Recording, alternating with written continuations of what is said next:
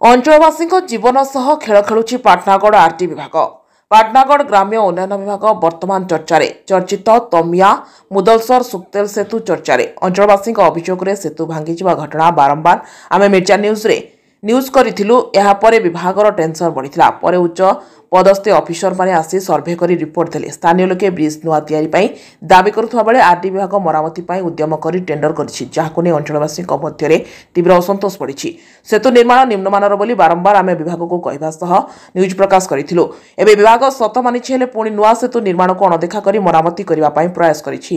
एही सेतु 2015 रे 7 कोटी निर्माण होइतिला। निम्नमानर काम होतबा नै अंचलवासी बारंबार अभियोग करिथिले। 5 वर्ष गलानी ए ब्रिज 2020 रे ब्रिज रे फाट सृष्टि होला। फाट निर्माण बेले अघटन घटी 2 जन श्रमिकों जीवन गला। पुणी से परिस्थिति देखा जाउछि। एही सेतु निर्माण पई अंचलवासी दाबी करुथबा बेले एबे आरडी विभाग याको मरामती पई टेंडर करिछि। याकु नै अंचलवासी मध्य तीव्र प्रतिक्रिया प्रकाश पाइछि। अंचलवासी जीवन सह खेल खेलुवा अभियोग करिसेंती। 2013-14 रे ए ब्रिज 7 कोटी व्यय से समय राजकुमार अग्रवाल इंजीनियर्स प्राइवेट लिमिटेड नामक ठिका संस्था काम करथिला। बारंबार निम्नमानर काम नै अंचलवासी अभियोग करी प्रतिवाद करि आसुथिले। हेले आरडी विभाग ठिका संस्था को अनुकंपा दे काहरी कथा सुनि नथिला। 2020 रे 2 जन श्रमिक प्राण हराइले। परे एही संस्था को ब्लैकलिस्ट करथिले नामक मात्र। एबे ग्राम्य उन्नयन विभाग 25 लाख टेंडर करिछि मरामती पई। एथिपई अंचलवासी पुणी आतंकित, पुणी भांगी जिबा सह जीवन जिबा आशंका करुछंती। तेणु आरडी विभाग सजग रहिबा जरूरी, नहले 2020 रो पुनरावृत्ति हेबो। अकारण रे चली जीव अमूल्य जीवन। Bureau report, Mirza news.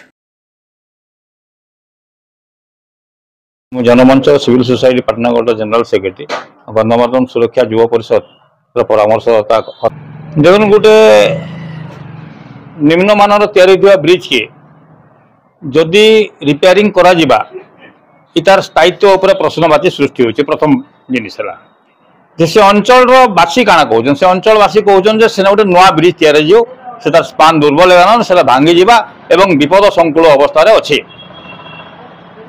तापर आउ आपनकर हला जे लुहासिंगा हिल्ली ब्रिज, इटा गला मुनलसर आउ आपनकर तमिया ब्रिज। तो दुईटा bridge the same company Rajkumar and आपनकर प्राइवेट लिमिटेड करिसन। तो दुईटा ब्रिज तांको नारे हला परे दुही ब्रिज दबी छे, तांको प्राइज दिया है जे माने बिफोर टाइम रो करिसन बोली जेना आहुरी दुखद कथा, लज्जार विषय। तो प्राइज पाइला परे से ब्रिज दबी जाउ छे। इटा पूरा अति लज्जार विषय, खेबर विषय। इथेरे बोधे मैं भाबु जाए जे प्रशासन आउ आरडी डिपार्टमेंट दायित्वहीनतार परिचय दउछन। आगामी दिन में काण हवा से जनसाधारण कहबे विपद तो अच्छे बोली आगुरी प्रमाणित होइछे, जेहेतु दुईटा जीवन सेना बोलिगिरी सेटा देखाले।